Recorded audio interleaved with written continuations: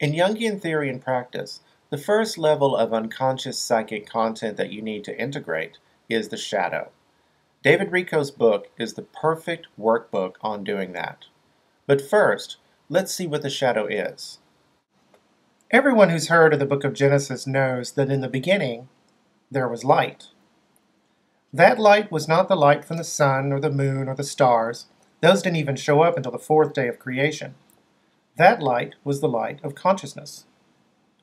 Consciousness did and does create everything.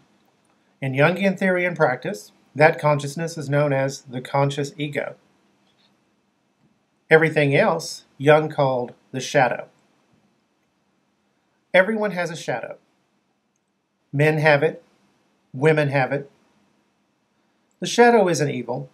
It's just the living embodiment of everything you have in you right now that you've never developed.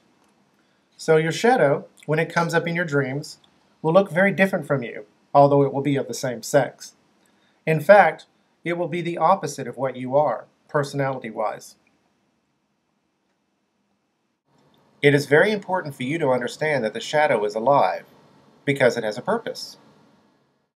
In your dreams and in your life, your shadow forces that conscious ego to be bigger, broader, and more robust. It wants to bring on more consciousness. And before you learn to incorporate your shadow, there's another thing it also makes you do: project. Unconscious psychic content gets projected. Projection is a consistently unconscious act. There are parts about you that you like that you haven't developed. There are parts about you that you hate that you haven't developed, really that have gotten turned around. The former is the golden shadow. The latter is the traditional dark shadow. Both need to be overcome. If you see someone you really hate or really love and they haven't done anything, you're projecting. This is a very wise book. Among other things, David teaches you how to decide again. Here's a quote from page 182. Look at what you most despise about yourself. Trace that feeling back as far as you can to the point at which it began, perhaps as far back as childhood. Now, picture yourself at that age and recall what you were having to deal with at that time and how few resources you may have had. Let it become clear that the thing you so condemn in yourself was originally a protective strategy to provide you with an inner resource in the face of what felt dangerous. The very thing you now dislike in yourself may have been your only way of defending yourself against real or imagined threats when you had no visible alternative. Another thing you learn is that sometimes the things in your head just get turned inside out. Pages 267 through 270 give us a whole list.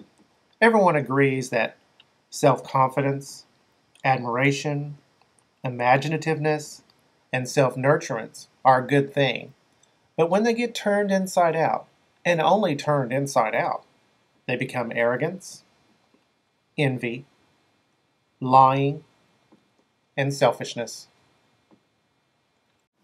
And finally, if you want to make a serious dent in your shadow, there are the 5 A's. This is from pages 256 through 257. Acknowledge that you have all the attributes humans can have, that you contain both sides of every human coin.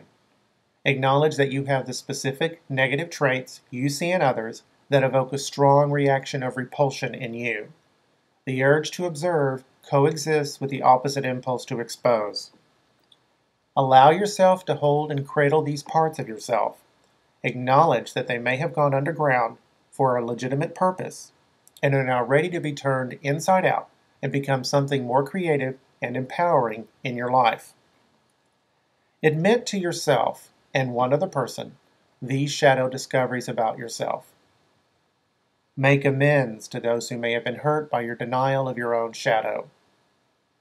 Become aware of the kernel of value in your negative shadow characteristic. Affirm it as true to yourself. Act as if it were true. Announce your discovery and program to others who can assist in following up on it. What I really love about Jungian theory and practice is the fact that it forces you to take responsibility not only for your psychological well-being, but your spiritual progress as well. David Richo completely understands that. This is a great book. I'm going to give it 5 stars. There are a lot of exercises in here. You may think that you've learned enough just from this review. Believe me, you haven't.